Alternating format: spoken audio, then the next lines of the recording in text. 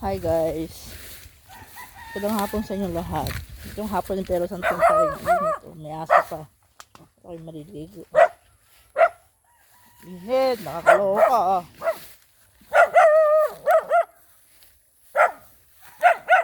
Natahulan pa ako ng aso. Hi guys! Magandang hapon sa inyo lahat. Nandito lang ako guys. Sa bukal. Dito sila nag-iigib ng panghugas, ng pangsaing, pangsian, nandito na lahat yan guys. Dito sila kumukuha, dito sila nag-iigib. Ayan. Medyo malapit lang naman to sa bahay ng ate ko guys. Banda roon. Doon ako dumaan kanina pag ganito.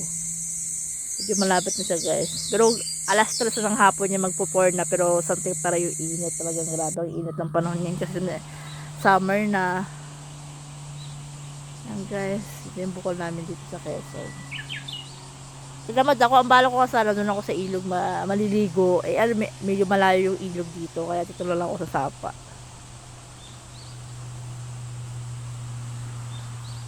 Yan guys, ito lang tatapusin na aking video. Thank you for watching. Bye bye.